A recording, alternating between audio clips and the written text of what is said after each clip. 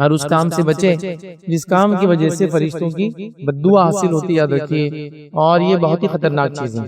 بہرحال فرشتوں کی بددعاؤں کے تعلق سے بہت ساری روایتیں آتی ہیں، میں نے بہت مختصر سے 5 سے 6 اعمال چنے ہیں، اور انشاءاللہ عزیز آج اسی پر ہم جو ہے اس کو خاتمہ کر دیں گے۔ اور یہ ٹاپک یہیں چونکہ رحمت کے فرشتے کہاں نہیں آتے، اس میں کافی سارا پارٹ ہمارا ہو گیا تھا، لیکن ابھی وہاں جب بددعا کے الفاظ ہیں، کیونکہ وہاں میں نے مخصوص جہاں سے وہ چلے جاتے الفاظ دیے، یہاں مخصوص بددعا کے الفاظ ہیں، تو ہم وہ باتیں نہیں لیں گے جس سے رحمت کے فرشتے چلے جاتے ہیں، لیکن ابھی صرف وہ لیں گے جہاں بددعا کے الفاظ کا۔ تو آئیے چند باتیں انشاءاللہ چند وہ اعمال جن کے کرنے سے اللہ کی نورانی مخلوق جس کا ہونا ایک مومن کے ساتھ بے حد ضروری ہے یہ نکل جاتی ہے یا بددعا دیتی ہے، ان اعمال کو دیکھنے کی ہم کوشش کریں گے۔ آئیے ان اعمال میں جس عمل کی وجہ سے فرشتے ہم سے دور چلے جاتے ہیں، ان میں سب سے پہلا عمل جو میں آپ کے سامنے رکھوں گا وہ ہے کہ صحابہ کے تعلق سے بدگوئی کرنا، صحابہ کے تعلق سے برا بھلا کہنا، صحابہ پہ لعن طعن کرنا، صحابہ کو گالی دینا، ایسے لوگوں پر یاد رکھے فرشتے بددعا کرتے، یاد رکھے۔ نبی اکرم صلی اللہ علیہ وسلم فرماتے ہیں، معجم الکبیر کی روایت ہے، آپ نے فرمایا کہا جس نے میرے صحابہ کو گالی دی اس پر اللہ تعالیٰ، فرشتوں اور سب لوگوں کی لعنت ہے۔ تو اللہ کے رسول صلی اللہ علیہ وسلم فرما رہے جو کوئی شخص صحابہ کو جو ہے گالی دے، برا بھلا کہے، اس کے لیے اللہ کے رسول فرما رہے ہیں کہ اس پر اللہ کی لعنت ہے۔ مطلب لعنت کا معنی ہوتا ہے اللہ اس کو خیر سے محروم کر دے، اس کو بھلائی سے دور کر دے۔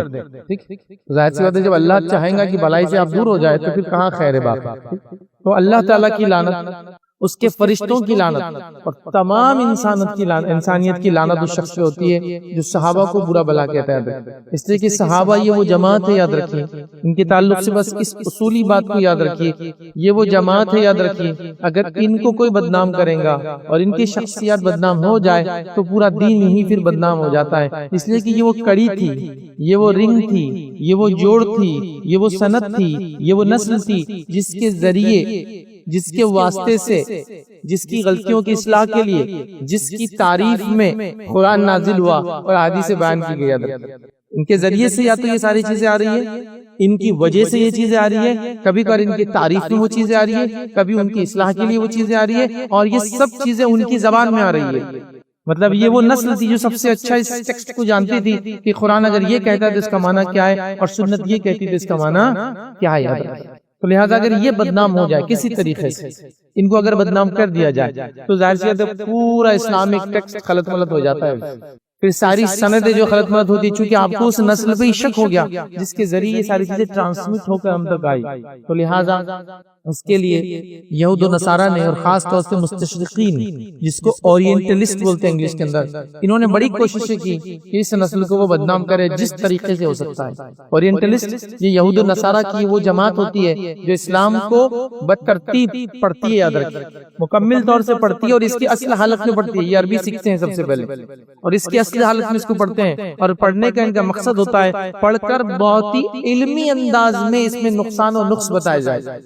عام نہیں کہ کوئی اٹھا چھوٹا آگے کچھ بھی بول دے تو وہ تو آپ اس کا جواب مل ہی جائیں گا کہیں نہ کہیں، لیکن علمی انداز سے، مطلب کتابوں کی کتابیں، جلدوں کی جلدیں، نسخے کے نسخے انہوں نے بھر دیا تھا۔ حالانکہ ان میں سے کچھ لوگوں نے اچھے کام بھی کیا تھا جس کو ہم بھی ریفر کرتے ہیں، بہت سارے لوگ اس کو علماء بھی ریفر کرتے ہیں۔ کبھی انہوں نے ڈکشنری بنا دی عربی کی، سب سے اچھی ڈکشنری جو عربی کی ایک یہود نے لکھا ہے، اس کو آج بھی استعمال کیا جاتا ہے۔ اسی طرح قرآن کی قرأتوں پہ انہوں نے کتابیں لکھی، مطلب آپ سمجھیں نا کس درجے پہ کام کر رہے ہیں۔ قرآن کی قرأت کون کون سی ہے، کیا ہے، کس سے روایت ہوتی ہے، اس کی سند کیا ہے، اس کی صحیح کیا ہے۔ اسی طرح یہی وہ جماعت اورینٹلسٹ کی جنہوں نے سب سے پہلے حدیث کی معجم نکالی۔ معجم مطلب یہ کہ حدیث میں کون سا لفظ کہاں آتا ہے، تو انہوں نے 9 حدیث کی کتابیں لے کے اس کی پہلی معجم، جس میں کتب الستہ اور مسند احمد، بزار اور حاکم بھی اس میں شامل ہے، انہوں نے 9 کتابوں کے اندر انگلی کا لفظ کہاں کہاں آتا ہے پورا نکالا۔ تو خیر ان کی کچھ کوششیں تو جس کو کہیں گے تعریف کے قابل بھی ہے، لیکن ان کا مقصد یہ ہوتا ہے کہ اسلام کو اس بنیادی حد تک پڑھیں پھر بدنامی کریں۔ تو انہوں نے بھی تمام کی تمام کوششیں کی کہ صحابہ کی جماعت بدنام ہو، اور باقی جتنے لوگ یہ کوشش کرتے ہیں یہ کہیں نہ کہیں انہی کی چیلے چپاٹے، یاد رکھیے، جو یہ سب چیزیں کرنے کی کوشش کرتے ہیں۔ صحابہ کی جماعت یاد رکھیے، ان کو آپ چھیڑ نہیں سکتے، یاد رکھیے، یہ ایک بہت مخصوص جماعت ہے، یاد رکھیے۔ ان کے آپسی اختلافات کو آپ سمجھ سکتے ہیں، لیکن اکیڈمیکلی، جذباتی طور سے نہیں، ایموشنلی نہیں، لٹریچر کے اعتبار سے، اکیڈمیکلی اعتبار سے کس معنی میں آتا ہے۔ جیسے آپ کئی روایتوں میں پڑھتے ہیں کہ ایک صحابی دوسرے صحابی کو کہہ رہا تمہاری ماں تمہیں گم پائے، اب آپ بولیں گے دیکھو کتنا خطرناک جملہ، ایک صحابی نے دوسرے کے مطلب یہ آپس میں لڑتے اور جھگڑتے تھے، لیکن عربی زبان میں یہ ترجمہ پڑھ رہے ہیں نا، عربی زبان میں یہ بالکل کامن بات ہے جو کسی بھی آدمی کو بول دی جاتی ہے، اگر وہ کوئی غلطی کرے تیری ماں تجھے گم پائے، مطلب تو اس لائق نہیں ہے، تیرے والدین نے ایسی پرورش نہیں کی تیری، تو یہ غلطی نہیں کرنا چاہیے. لیکن آپ اس کی جب اردو میں ترجمہ کرتے تو لگتا ہے کہ یہ تو آپس میں کچھ بھی کہہ رہے ہیں. تو آپ کو زمین، زمانہ، حالات، زبان، اس کی نوعیتیں، ساری چیزوں کو سمجھ کے نتیجہ نکالنا پڑتا ہے. اس کو اس طرح سے نہیں، جیسے اگر میں کسی کو اپنی ایک جماعت میں کہہ دوں ابے ایک گدھے بیٹھ جا، اس کا معنی کیا ہے؟ میں گدھے کو بات کر رہا ہوں یا میں نے کسی انسان کو گدھا بنا دیا، جانور میں نہیں. اس کا معنی ہے کہ بیوقوف انسان. تو یہ آپ لوگ جانتے ہیں کہ یہاں اس کے معنی بیوقوف انسان ہے. اب یہاں سے آپ نکلو، اب اتنی ہمت تو نہیں آپ میں، راستے میں جاؤ چوڑیاں پہنتے ہوئے نکل جاؤ. اگر مردوں سے میں کہہ رہا ہوں اس کا مطلب یہ نہیں کہ آپ بولے ارے فیضے نہیں بولے شرعی احکام ہوں کچھ نہ کچھ چوڑیاں پہننے کا، نہیں. اس کا معنی ہے بزدلی چھوڑو، ہے نا. تو میں بتاؤں گا کہ اس دور کے لوگ بتائیں گے کہ اردو میں اس کا معنی تھا بزدلی چھوڑو، اس کا معنی ہے لیٹرل نہیں تھا چوڑیاں پہننے کا. تو لہٰذا بہت ساری چیزیں ہوتی ہیں تو اس کو سمجھنے کی ضرورت ہوتی ہے. بس میں یہ کہوں گا کہ صحابہ کی جماعت کو چھیڑنے کی، لان تان کرنے کی، برا بھلا کہنے کی، نقص ڈھونڈنے کی، یا جس کو میں کہوں گا ان کی زندگی میں کیڑے نکالنے کی کوشش بالکل بھی نہ کرے. جو صحابہ کے خلاف بات کرتا ہے اس کو میں اپنی زبان میں کہتا ہوں، حالانکہ الفاظ تلخ ہے، اس کو منہ کا بواسیر ہو گیا ہے. کیونکہ یہ جماعت کو آپ دھکا نہیں لگا سکتے. یہ سب سے پریشیس لوگ ہیں ہمارے لیے، یاد رکھے. کیونکہ اللہ کے رسول صلی اللہ علیہ وسلم نے کہا جب تک یہ موجود رہیں گے، یاد رکھیں، مطلب ان کی مثالیں دی الگ الگ کہ دین کی حفاظت ہوگی.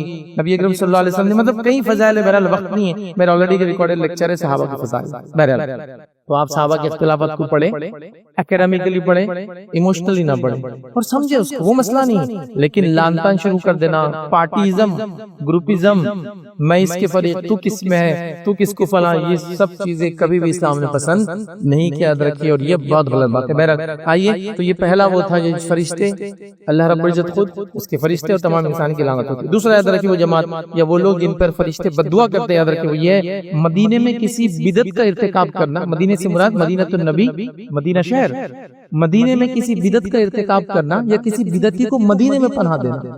اگر بدعتی کو پناہ دینا تو چونکہ ہم وہاں رہتے نہیں تو ہمارے لیے ریلیونٹ نہیں ہوگا پارٹ، لیکن یہ تو ریلیونٹ ہے. مدینے تو سب جاتے ہیں، حج کے لیے جاتے ہیں تو وہاں زیارت کرنے جاتے ہیں، عمرے کے لیے جاتے ہیں زیارت کرنے جاتے ہیں. تو اس بات کا خاص خیال ہو کہ ہم سے وہاں کوئی بدعت کا ارتکاب نہ ہو. نبی اکرم صلی اللہ علیہ وسلم نے فرمایا، یہ صحیح مسلم کی روایت ہے، ابو ہریرہ رضی اللہ عنہ فرماتے ہیں، کہتے ہیں کہ اللہ کے رسول صلی اللہ علیہ وسلم نے فرمایا مدینہ حرم ہے، جس شخص نے اس میں بدعت کا ارتکاب کیا یا بدعتی کو پناہ دی، اس پر اللہ کے فرشتوں کی اور سب لوگوں کی لعنت ہے. قیامت کے دن اس کا کوئی نفلی عمل اور کوئی فرضی عمل قبول نہیں ہوگا. فرشتوں کی بددعا بھی ہے اور دو نقصان، نہ نفلی عبادت قبول نہ فرضی عبادت قبول، مطلب کمپلیٹلی ٹوٹل بلینک اعمال کے، نیک اعمال کے اعتبار سے.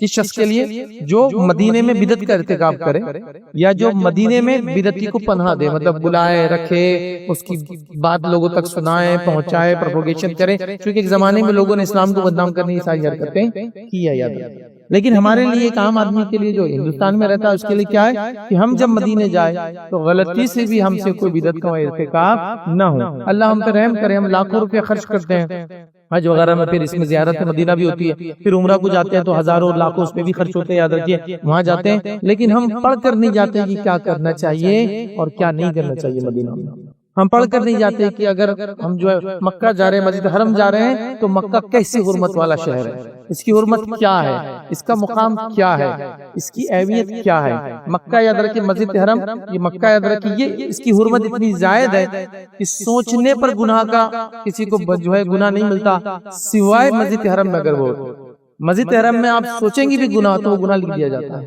اتنا حرمت والا ہے کہ سوچنا بھی نہیں ہے برا بھلا.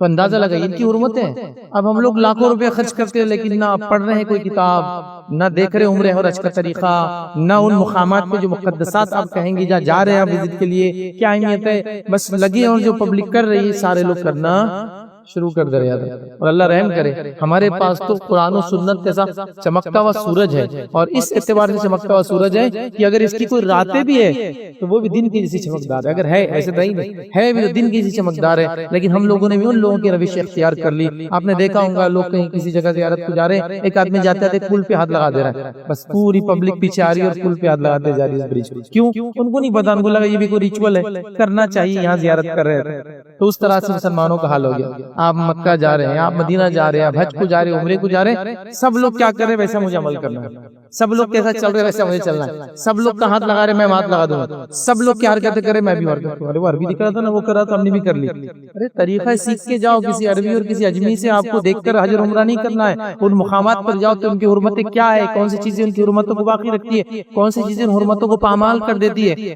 جیسا مکہ حرم ہے ویسے اللہ کے رسول نے کہا مدینے کو میں حرم ڈکلیئر کرتا ہوں. جیسا اللہ نے مکے کو حرم ڈکلیئر کیا، مدینہ بھی حرمت والا ہے. اس کی حرمت کے پورے آپ کو نشانات ملیں گے. یہاں سے حرم شروع ہوتا ہے، ابتداء حرم مطلب یہ حرمت والا ہے. بہت ساری حلال چیزیں بھی یہاں منع ہے کرنا، یہ معنی ہوتا ہے. ٹھیک ہے، حرم ہے یہاں مطلب وہ چیزیں جو حلال ہے عام جگہ یہاں نہیں کرنا. اس وجہ سے حرم کہا جا رہا ہے. بہت سے لوگ سوچتے ہیں مسجد حرام کیوں نام ہے. حرام اس لیے کہ بہت ساری عمومی چیزیں جو آپ جگہ عام جگہ کر سکتے یہاں نہیں ہوں گی. ٹھیک ہے، تو بہرحال سمجھنا ہے. تو بدعت کرنا، اب بہت سے لوگ مدینہ جا رہے ہیں، نہ جانے کتنی عجیب و غریب بدعات کر رہے ہیں مدینے کے اندر. اور وہاں اللہ کی لعنت، فرشتوں کی لعنت، نہ نفلی عمل قبول ہوگا نہ فرضی عمل قبول ہوگا. کیوں ایسا رشک لیتے ہیں بھائی؟ پڑھیے، تعلیم حاصل کیجیے. چونکہ میں نے دیکھا ہے کوئی مدینہ جا رہا ہے، تو آپ نے دیکھا نہیں لیکن جب ہم چھوٹے تھے تو ہم نے دیکھا لوگ مدینے سے آتے اور مٹی کی سے چھوٹی چھوٹی گولیاں لے کر آتے، پتہ نہیں کہاں سے کھود کے لاتے ہو مدینہ سے، اور وہ کھلائی جاتی تھی. بولے یہ کھا کے شفا ہے. نبی اکرم صلی اللہ علیہ وسلم کا ایک واقعہ آتا ہے کہ ایک شخص آیا، اس کا کان کٹ گیا، جو بھی جنگ ہوئی تھی، جو بھی حالت. جب وہ آیا تو آپ نے مٹی اٹھائی اور اٹھا کر کان پہ مل دیا پکڑ کے. وہ صحابی کہتے ہیں میرا کان بالکل صحیح سلامت، خون نکلنا بند، سب بالکل کیور ہو گیا. یہ معجزہ تھا. کھا کے شفا. گولیاں لاتے تھے اور پانی سے نکل جاتے تھے. مدینے کی کھجور ہے تو وہ کھجور بھی کھانا ہے، کھجور کی گٹلی بھی کھاتے تھے کاٹ کے سروتے سے. دیکھا ہوں آپ نے بہرحال کیا ہے مطلب ہے، یہ مطلب حد ہو گئی، حد ہو گئی. تو بہرحال سمجھنا بے حد ضروری ہے. تو کوئی بدعت کا ارتکاب مدینہ جا کے کر لے، وہ اپنے اعمال کو برباد کر رہا ہے. زیارت مسجد نبوی تو ایک طرف رہ جائیں گے، اس کا ثواب یہ گناہ لے کر آئیں گے. تو لہٰذا ہم جب ان جگہوں پہ جائیں، خاص طور سے 3 جگہوں کی زیارت ہم کر سکتے ہیں، اجر کی نیت سے گھر سے نکل سکتے ہیں. وہ کون سی 3 جگہ ہے؟ مسجد حرم، مسجد نبوی، مسجد اقصی. یہ 3 جگہوں کا آپ قصد کر کے نکل سکتے ہیں زیارت کی نیت سے، اجر کی نیت سے. اس کے علاوہ نہیں ہے اور کوئی جگہ پھر. تو بہرحال آپ جا سکتے ہیں. تو جب یہاں جائیں تو یہ کیسے حرم ہے، یہ کیسے مقدس ہے، وہ جاننا ضروری ہے. تو بہرحال مدینے میں یہ حرکت ہم سے نہ ہو، اس کا ہم خاص خیال رکھیں. اور کوئی مدینے میں رہتا ہے تو کسی بدعتی کو پناہ نہ دے. بہرحال رہتے نہیں ہے تو بہرحال اس کی تفصیلات میں جانا بھی اتنا مناسب نہیں سمجھتا. آئیے تیسرے وہ لوگ جن کے لیے فرشتے بد دعا کرتے، یاد رکھیے وہ لوگ یاد رکھیے جو اپنے باپ کے جگہ دوسرے کو اپنا باپ بتاتے ہیں یا اس کا نام لگاتے ہیں. حدیث کے اندر ویسے غلام کے لیے بھی لفظ ہے اور انسان کے لیے بھی ایک غلام، لیکن اب چونکہ غلامی نہیں تو اس کی تفصیلات میں جا کے فائدہ نہیں. حدیث میں دونوں کے الفاظ ہیں. چونکہ اس زمانے میں غلامی تھی اور غلام بھی اہل بیت میں کاؤنٹ ہوتے تھے، تو ان کا بھی کام تھا اپنے مالک کا نام لے. تو غلام بھی کسی دوسرے مالک کا نام نہیں لے سکتا تھا، اسی طرح ایک شخص اپنے باپ کے علاوہ کسی کا نام نہیں لے سکتا. آئیے اللہ کے رسول صلی اللہ علیہ وسلم کیا فرماتے ہیں؟ صحیح مسلم کی روایت آپ نے فرمایا اور کہا، اور جس نے اپنے باپ کے سوا کسی اور کی طرف جو ہے اپنی جو انتساب مطلب نسبت انتساب کیا، یا اپنے مالکوں کو چھوڑ کر، یہ غلام کے لیے مالکوں کو چھوڑ کر کسی اور کی طرف اپنی نسبت کی. اور یہاں غلام سے مراد یہ نوکر نہیں ہوتا ہے. غلامی الگ چیز ہوتی ہے، نوکری الگ چیز ہوتی ہے. غلام خریدے اور بیچے جاتے ہیں، آج کے نوکر اس میں شامل نہیں. تو اپنی نسبت کی، اس پر اللہ تعالیٰ کی، فرشتوں کی، سب لوگوں کی لعنت ہے. قیامت کے دن اللہ تعالیٰ اس کی نہ کوئی فرضی عبادت قبول کرے گا نہ نفلی عبادت قبول کرے گا. تو اپنے باپ کے نام کے علاوہ کسی اور کا نام لگانا. تب آپ بول سکتے ہیں ایسا کون کریں گے، لیکن لوگ دنیا کے چند فائدوں کے لیے ایسا کرتے بھی ہیں. میں فلاں جائیداد ہے، اگر باپ کا نام بدل لوں گا تو وہ جائیداد میں میری بھی انٹری ہو جاتی ہے نا. پرانی جائیداد، بادشاہوں کی جائیداد، نعوذ باللہ وہ جائیداد کو ثابت کرنے کے لیے یہ تک ثابت کر دے رہے کہ بادشاہ سلامت ہمارے بستی آئے تھے تو ایک رات ہماری دادی کے ساتھ رہتے اور چلے گئے تھے. شادی نہیں ہوئی تھی لیکن اس وجہ سے ہم کو بھی ملتی ہے جائیداد. معلوم؟ تو نام ڈالے جا رہے، سرنیم بدلو، باپ کا نام بدلو، فلاں چیز بدلو، چونکہ اس کے بینیفٹس. نبی کریم صلی اللہ علیہ وسلم جو اپنے باپ کا نام بدلے، عربوں میں غیرت تھی کہ بھائی اس کا خاندانی سے نہیں میرے باپ کا، تو لہٰذا دوسرے کو نسبت کر دو. اس کی نسبت کریں گے تو سرنیم بھی اس کا آ جاتا ہے. تو یہ غلط چیز، کیونکہ ان کے پاس بھی اونچ نیچ کا بڑا تصور تھا. خاندانی جو ہوتا ہے وہ مجھے انڈیا کے ماحول میں آپ کو سمجھانے کی ضرورت نہیں اونچ نیچ کیا ہوتی ہے، سب جانتے ہیں اور سب سمجھتے ہیں. کتنا اس سے افیکٹ ہوتا ہے، کھانے پینے، اٹھنے بیٹھنے، شادی بیاہ، مرنے چھونے تک ہوتا ہے کہ کسی کو ہاتھ لگا سکتے اور کسی کو نہیں، سن سکتے اور نہیں سن سکتے. ان میں تھا تو یہ اپنے باپ کا نام بدل دیتے. اس سے کیا بینیفٹ ملتا تھا، یہ ساری چیزیں. تو بہرحال یہ نہیں کرنا چاہیے. ایک مسلمان ہونے کے ناطے کوئی انسان اپنے باپ کا نام کبھی نہیں بدلے گا دنیاوی چند فائدوں کے لیے. اس چیز کو ہم ذہن میں رکھیں. بہرحال یہ کامنلی اب ہمارے پاس نہیں ہوتا ہے، لیکن چونکہ یہ الفاظ حدیث میں کہ فرشتے بددعائیں دیتے ہیں، اس لیے میں نے آپ کے سامنے اس بات کو رکھ دیا. اب آئیے آگے بڑھتے ہیں. وہ چوتھی چیز یاد رکھیے جسے کرنے کی وجہ سے یاد رکھیے فرشتے بددعا دیتے یاد رکھیے. وہ حدیث میں پچھلے جمعہ رکھ چکا ہوں، تو آدھا حصہ اس کا سمجھا بھی چکا ہوں، آدھا ہم سمجھیں گے انشاءاللہ. وہ حدیث طرح سے بخاری مسلم کی روایتیں متفق علیہ روایتیں. اللہ کے رسول صلی اللہ علیہ وسلم فرمایا کوئی دن ایسا نہیں جس میں بندہ صبح کرتے ہیں مگر 2 فرشتے نازل ہوتے ہیں. ان میں سے ایک فرشتہ دعا کرتا ہے اور کہتا ہے اے اللہ خرچ کرنے والے کو، مطلب خیر کے لیے اچھائی کے لیے خرچ کرنے والے، اللہ کی راہ میں خرچ کرنے والے کو اس کا بدلہ عطا فرما.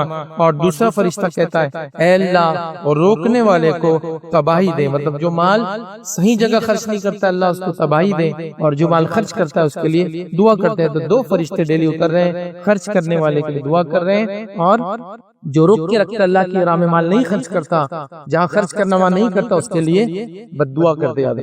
اب دیکھیے اللہ کی راہ میں جو خرچ نہیں کرتا وہ اس کو بددعا دیتے. آج ہم اللہ کی راہ میں کیوں نہیں خرچ کر پا رہے؟ کیونکہ خرچ کرنے والے کے واقعات لاسٹ ٹائم میں لے چکا ہوں. آج ہم اللہ کی راہ میں کیوں نہیں خرچ کر پا رہے ہیں؟ اور ہم بھی اس بددعا کے مستحق ہو رہے ہیں. میں یہ نہیں کہہ رہا ہوں کہ ہم غربت کی وجہ سے خرچ نہیں کر پا رہے، ہم لوگ مس مینجمنٹ آف فنڈز کی وجہ سے خرچ نہیں کر پا رہے، کیونکہ جہاں خرچ نہیں کرنا وہاں خرچ کر رہے ہیں، اتنا زیادہ خرچ کر رہے ہیں کہ جہاں خرچ کرنا چاہیے اس کے لیے پیسہ ہی نہیں بچ رہا ہے. جیسا کہ ہم نے پیسے کو جمع کیا تو پیسے کا صحیح کام ہے، سب سے پہلا کام ہے بچوں کی تعلیم تربیت میں لگے.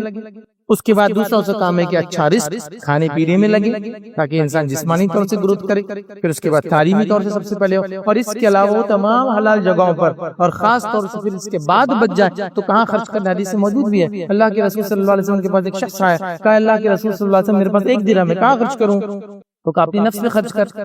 پہلے میں آ گیا اپنے آپ کو اچھا رکھ. پھر کہا اور 1 درہم میں کہاں خرچ کروں؟ تو کہا اپنی بیوی پہ خرچ کر. تو کہا پھر 1 اور درہم ہے میرے پاس، اب کہاں خرچ کروں؟ تو کہا اپنے بچوں پہ خرچ کر. پھر کہا 1 اور درہم میں اب کہاں خرچ کروں؟ تو کہا فانت اب صرف تجھے معلوم ہے کہاں خرچ کرنا، اللہ کے راہ میں خرچ کرتے. اب تیرا ہو گیا نا، تیرا خرچہ ہو گیا، بیوی کا خرچہ ہو گیا، بچوں کا خرچہ ہو گیا، اب تجھے معلوم ہے کیا کرنا ہے. اور صحابہ کو معلوم تھا اللہ کے راہ میں خرچ کرنا ہے. ان کا حال تو یہ تھا کہ بیوی بچوں پر اپنے آپ پہ نہیں خرچ کر کے اللہ کے راہ میں خرچ کر رہے تھے. تو اللہ کے رسول کو روکنا پڑ رہا تھا بھائی اپنے اوپر بھی کرو، تیرے نفس کا بھی تیرے پہ حق ہے، تیرے جسم کا بھی تیرے حق ہے، تیرے بیوی بچوں کا بھی تیرے پر حق ہے، یہ کہنا پڑ رہا تھا. سعد بن ابی وقاص رضی اللہ عنہ بیمار ہو گئے تو اللہ کے رسول صلی اللہ علیہ وسلم موجود تھے. تو آپ نے کہا کہ میری پوری جائیداد زمین دولت صدقہ کرتا اللہ کے راہ. آپ نے کہا اللہ کے رسول سعد کہ اپنے بیوی بچوں کو تم بھوکا چھوڑ کے جانا چاہتے ہو کہ تیرے جانے کے بعد مانگی وہ لوگ سب کو صدقہ کر رہا ہے؟ یہ ٹھیک نہیں ہے موت کے وقت ایسا کرنا. تو کہا آدھا خرچ کرتا ہوں. تو کہا زیادہ ہے. تو کہا 1/3 خرچ کرتا ہوں. کہا یہ بھی زیادہ ہے، لیکن آپ نے اس کے بعد خاموشی اختیار کی تو انہوں نے 1/3 جب صدقہ کر دیا. لیکن بہرحال ان کی وفات کی، اس کے بعد بھی اللہ نے ان کو زندگی دی. تو دیکھیے وہ زیادہ خرچ کرے تو تم کو روکنا پڑ رہا تھا. آج ہم نے فنڈ کو اتنا مس مینجمنٹ کیا کہ ہم کو جہاں خرچ کرنا ہے وہاں بھی نہیں خرچ پا رہے. حالات یہ ہے کہ زکوٰۃ بھی نہیں دے پا رہے لوگ. زکوٰۃ تو واجب ہے نا بھائی. اب تو کیا میں نے زمین میں انویسٹ کر دیا نا، اب تو میں نے گولڈ میں کر دیا، کیش نہیں دیکھیں گے پھر زکوٰۃ. اللہ اکبر. وہ زمین بھی برباد ہونے والی ہے، وہ گولڈ بھی برباد ہونے والا ہے، جس کا اللہ کے رسول صلی اللہ علیہ وسلم زمانے میں جس چیز کی زکوٰۃ اسی جن سے دی جاتی تھی. مطلب زمین کی زکوٰۃ زمین میں سے نکلتی تھی، جانور کی زکوٰۃ میں سے جانور ہی نکالے جاتے تھے، گولڈ کی زکوٰۃ میں سے گولڈ ہی نکلتا تھا. ابھی ہمارے پاس کیش ہے تو ہم کیش نکالتے ہیں، تو پھر زمین میں سے زمین نکالو 2.5%. جب کیش نہیں تو گولڈ میں سے گولڈ نکالو 2.5%. ارے نہیں مولوی صاحب وہ کہاں بہت مشکل سے جمع ہوا، کہاں توڑیں گے اس کی ویلیو؟ وہ سب نہیں، زکوٰۃ ہے، دینا ہی پڑیں گے. زکوٰۃ جو فرض ہے وہ نہیں دے پا رہا تو دیگر جو نفلی صدقات ہیں وہ تو ختم ہی ہو گئے، مطلب معاشرے سے ختم ہو گئے. یہ صرف اور صرف ہمارے پیسے کا صحیح استعمال نہ کرنے کے نتیجے میں ہو رہا ہے. تو ہمیں پیسے کو صحیح جگہ خرچ کرنا ہے. یہ اللہ کے راہ میں نہیں خرچ کرنے والے، روکنے والے کے لیے بددعا دے رہے ہیں. لیکن کوئی انسان بول سکتا ہے میرے پاس تو ہے ہی نہیں. وہ اس لیے نہیں ہے کہ ہم نے اپنی اخراجات، اپنی خواہشات کو اتنے اوپر لے گئے کہ اب پیسے بچانے کے چانسز بہت ہی کم نظر آ رہے ہیں. بھائی کھانا ہے تو ایسا کھانا ہونا، اب تنخواہ بڑھی تو کھانے کا لمٹ بڑھانا، پھر وہ ہو گئی تو کھانے سے پہلے اور کھانے کے بعد کے لوازمات بڑھانا، پھر تھوڑا لمٹ بڑھ گئی تو پردے چینج کرنا، پھر ہو گئی تو صوفے چینج کرنا. ایک صوفہ پوری زندگی چل سکتا ہے؟ نہیں، وہ 10 سال میں بدلنا کم از کم ضروری ہے. ایک ڈیکیڈ ہو گیا، لوگ کیا بولیں گے؟ پھر اس کے بعد ہر سال میں پردے بدلنا ضروری ہے. تو پھر وہ جو مستحقین ہیں جو پہننے کو کپڑے نہیں ہیں، آپ دیواروں کے کپڑے بدل رہے ہیں ہر سال، ان کو پہننے کو کپڑے نہیں. تو ان کا نمبر تو پھر کبھی آنے والا ہی نہیں ہے. پھر کار کے بعد دوسری کار ہے, بائک کے بعد دوسری بائک ہے, گھر کے بعد دوسرا گھر ہے, اچھی گاڑی کے بعد ماڈیفیکیشن ہے, ماڈیفیکیشن دوسرا ماڈیفیکیشن ہے, یہ سب پھر چلتے رہیں گے. تو پھر کب ہم روکیں گے کہ بس یہ میری ضرورت ہے, اس کے بعد اللہ کی راہ میں؟ صحابہ کا یہ معاملہ تھا کہ یہ ہماری ضرورت ہے, اس کے بعد سب اللہ کی راہ میں. حدیث میں ہے کہ آپ اگر کسی رشتہ دار کو صدقہ دیں گے تو ڈبل ثواب, رشتہ نبھانے کا اور صدقہ دینے. پڑوسی اور رشتہ دار کو دیں گے, جو پڑوسی بھی اور رشتہ دار بھی ہے, تو 3 ثواب, پڑوسی ہونے کا ثواب, رشتہ دار ہونے کا ثواب, صدقہ دینے کا ثواب. مستحق ہونا ضروری ہے, یہ بات بھی ہے. ہاں واقعی مستحق نہیں ہے, بس وہ بھی ویسے ہی آپ ان کو خالی ان کا اسٹیٹس بڑھانے دے رہے تو ٹھیک نہیں. تو بہرحال ہمارے پاس وہ لوگ خرچ نہیں کرنے کی وجہ سے پریشان تھے, جو خرچ کرتے تو خوش ہو جاتے تھے. آج ہمارے پاس یہ ہے کہ ہم جمع کر کے پریشانیاں لے لی ہم نے. انہیں لوٹ لیں گا بول کے میرے کو بی پی بڑھ گیا, اس نے قبضہ کر لیا بول کے فلاں ہو رہا, اس نے دھوکہ دے دیا بول کے فلاں ہو رہا. اللہ کے راہ میں خرچ کرتے تو فرشتے بد دعا دیتے ہیں. تو ہم کوشش کریں اپنے لائف کے ایکسپینسز کو مینیج کریں, اخراجات کو, اور ایک حصہ نکالنے کی کوشش کریں.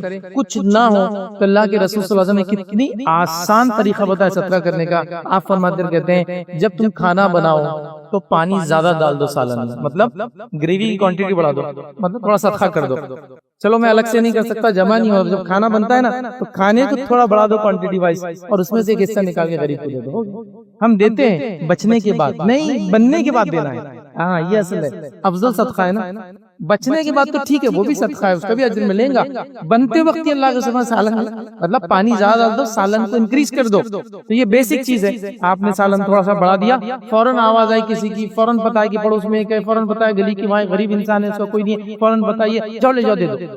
صدقہ ہے. اور جو انسان کماتا ہے اور جو کھاتا ہے, سب سے افضل کمائی اللہ نے فرمایا, یہ بات دیکھنا کہ تیرا کھانا متقی لوگ کھائے, کیونکہ کھانا انسان کی کمائی کا سب سے افضل حصہ ہے. تو کیا فرمایا حدیث میں, یہ بات یاد رکھنا کہ تیرا کھانا متقی لوگ کھائے. عام انسان نہیں, کسی کو نہیں کھلانا, متقی لوگوں کو کھلانا, کیونکہ سب سے افضل چیز. اس لیے حدیث میں فرمایا بیوی کو کسی اور سے پوچھے بغیر کسی کو کھانا نہ دے, اس لیے کہ کمائی کا سب سے افضل حصہ ہے. اور متقی لوگوں کو جانا چاہیے, مستحق لوگوں کو جانا چاہیے, ضرورت مند رشتہ داروں کو جانا چاہیے. تو یہ ایک سمپل کیلکولیشن ہے. یہ نہیں ہو رہا تو اناج وغیرہ دے دیا کرے. جب اناج آتا ہے گھر میں 30 کلو اناج ہے مہینے بھر کا, 32 لا لو, 2 صدقہ کرو تبھی. تو یہ بھی وہ پارٹ ہو جائے گا کہ لاتے ہی آپ نے نکال دیا.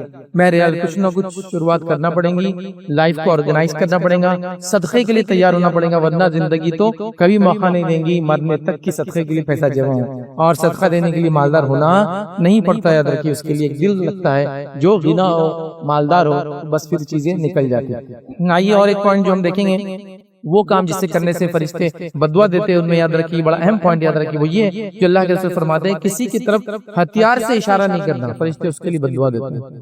علماء اس میں نوکیلی چیزیں بھی شامل کرتے ہیں, اشارہ نہیں کرنا چاہیے. کہ حدیث کے الفاظ سن, حدیث کے الفاظ اس طرح سے, صحیح مسلم کی روایت آپ نے فرمایا, جس نے اپنے بھائی کی طرف کسی ہتھیار سے اشارہ کیا تو یقیناً فرشتے اس پر لعنت کرتے ہیں, خواہ وہ اس کا سگا بھائی کیوں نہ ہو. یہاں کیا فرمایا جا رہا ہے کہ جس نے کسی اپنے بھائی کی طرف ہتھیار سے اشارہ کیا. ہتھیار سے اشارہ کرنا مطلب حدیث کے اندر الفاظ لوہے کا اشارہ کیا, کیونکہ زمانے میں ہتھیار صرف لوہے سے بنتے تھے, لیکن ترجمہ بھی اس کا ہتھیار کیا جا رہا ہے.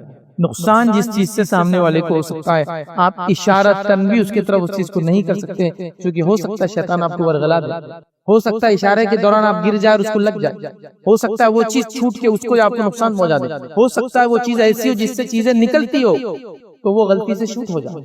اشارہ بھی اشارتاً میں.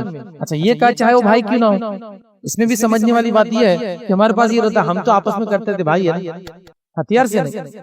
واقعی چیزیں آپ کر سکتے, لڑو تو ہاتھ بتا دو, کچھ بول دو, ٹھیک ہے کرو مت, کچھ بول دو, ہتھیار نہیں بتائیں گے, غلطی بھی نہیں, عام اس میں بھی نہیں, خوشی میں بھی نہیں, غم میں بھی نہیں, غصے میں نہیں, کوئی چیز نوکیلی, کوئی چیز ہتھیار, کوئی چیز لوہے کی جو نقصان پہنچا سکتی ہے, مومن کی طرف اس سے اشارہ آپ نہیں کریں گے. ایون میں نے ایک بار دیکھا, ہم ایک عالم کے بڑے ان کے ساتھ مدینہ میں بیٹھے تھے, تو ایک صاحب بات کرتے کرتے پینسل کو جو میری طرف کر دے, انہوں نے کہا اس کا منہ پھیرو, ربر کی طرف سے کرو, نوک ہے, نوک ہے, اس میں ایزا ہو سکتی ہے سامنے والے کو.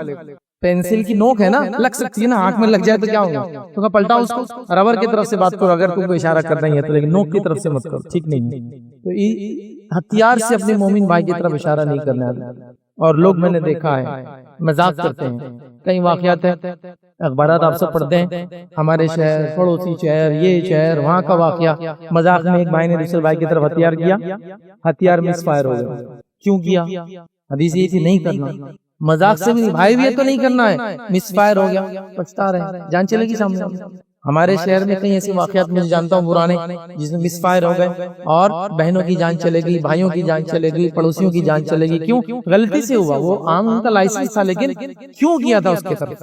حدیث بولی نہیں کرنا ہے. اچھا اب دیکھیے حدیث میں ایک دوسری حدیث دوسری طرف ہے، وہ بھی آپ سن لو. حدیث اور سخت ہے. اس میں حدیث کے الفاظ تھا کوئی اپنے بھائی کی طرف ہتھیار سے اشارہ نہ کرے کیونکہ اس کو معلوم نہیں کہ وہ ہتھیار اس کے ہاتھ سے کب نکل جائے گا اور دوسرے کو نقصان پہنچا دے گا اور پھر وہ جہنم کی آگ میں جا کے گر جائیں گے. مطلب آپ نے ہتھیار کیا، انٹینشن نہیں تھا چلانے کا، ہتھیار چل گیا، انسان کو نقصان ہو گیا، مر گیا، نقصان ہو گیا، یہ جہنم میں جائیں گے. اب یہاں یہ نہیں بول سکتی مجھ سے غلطی ہوئی، چونکہ حدیث نے پہلے بتا دیا تھا اس کی طرف اشارہ بھی مت کرنا، اب جہنم میں جائیں گے. پھر آپ نے فرمایا یہ غلطی کرتا ہے پھر جہنم کی گڑھے میں جاتا ہے. کیونکہ مومن کو قتل کرنا، قرآن نے فرمایا کہ جس نے مومن کو قتل کیا متعمدن جان بوجھ کے فجزاء جہنم، اس کا ٹھکانہ جہنم کیا، وہ بری جگہ رہنے کی. تو مومن ہے کرنا ہی نہیں، کرنے کے بعد غلطی ہو گئی وہ سنی نہیں جائیں گا، کرنا ہی نہیں، تو اشارہ نہیں کرنا.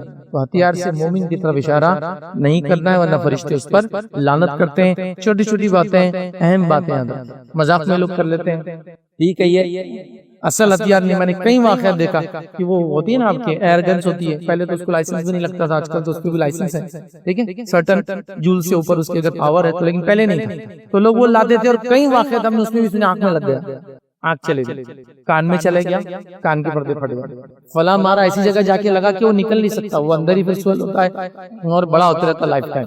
یہ سارے مسائل ہوتے ہیں. تو اللہ کے لیے کسی بھی قسم کا ہتھیار، وہ لوہے کا ہے، نوکیلا ہے، کچھ بھی ہے، بس اپنے مومن کی طرف نہیں کرنا ہے. اس کو رول بنائیے ورنہ یہ چھوٹی چھوٹی چیزیں ہوتی ہیں، بڑی بڑی غلطیاں ہو جاتی ہیں، انسان پچھتاتا ہے، اس کا فائدہ نہیں. آخری بات جو آج میں رکھوں گا بہت مختصر رکھوں گا کیونکہ حدیث بہت لمبی ہے یہ، لیکن اس کو بھی رکھوں گا. حالانکہ اسے بددعا کے الفاظ نہیں ہیں لیکن خیر کے خلاف الفاظ ہیں، اچھائی کے الفاظ نہیں ہیں. اور اس میں جبرائیل علیہ الصلوۃ والسلام جو ہے اس شخص کے لیے خیر کی دعا نہیں کر رہے ہیں بلکہ خیر کے خلاف بات کر رہے ہیں. حالانکہ بددعا کے لفظ نہیں ہیں لیکن اس کو بھی علماء جو ہے بددعا میں کاؤنٹ کرتے ہیں. وہ بڑی مشہور روایت ہے، یہ صحیح ابن حبان کی روایت ہے، بہت طویل روایت ہے، بس مختصر رکھوں گا. وہ روایت وہ ہے جس میں نبی اکرم صلی اللہ علیہ وسلم نے ایک بار اپنا ممبر منگوایا اور ممبر پہ چڑھے، پہلی سیڑھی پہ قدم رکھا آمین، دوسری بھی قدم رکھا کہا آمین، تیسری بھی قدم رکھا کہا آمین. صحابہ نے کہا یہ عمل آپ نے پہلے کبھی نہیں کیا، یہ کیا تھا؟ آپ نے 3 سیڑھیاں چڑھی آمین کا. تب نبی کریم صلی اللہ علیہ وسلم نے فرمایا کہ جبرائیل میرے پاس آئے تھے اور مجھ سے کہا ایسے کرنے کے لیے، اور مجھ سے کہا کہ جب میں نے پہلی سیڑھی بھی قدم رکھا تو جبرائیل علیہ السلام نے مجھ سے فرمایا اور کہا کہ جس نے رمضان کو پا لیا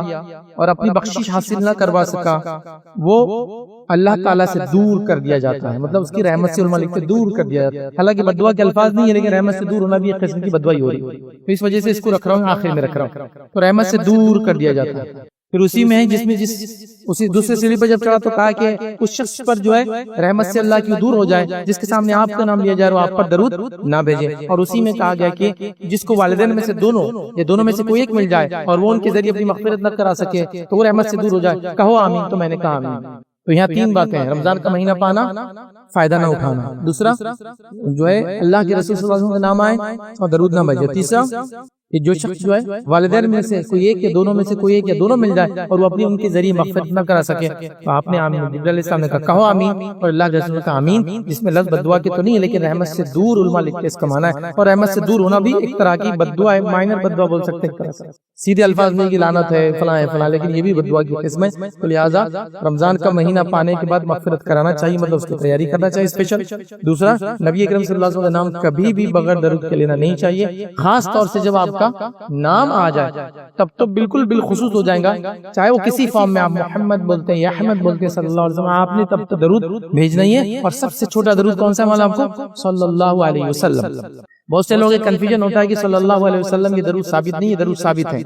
صحیح مسلم کی ایک روایت میں اللہ کے رسول صلی اللہ علیہ وسلم نے خود فرمایا کہ میں نے عیسیٰ صلی اللہ علیہ وسلم کو دیکھا. مطلب اللہ کے رسول فرمانا کہ عیسیٰ علیہ السلام کو آپ نے ایک حدیث میں دیکھا تو وہاں اللہ کے رسول ان پہ کون سا درود بھیج رہے؟ صلی اللہ علیہ وسلم.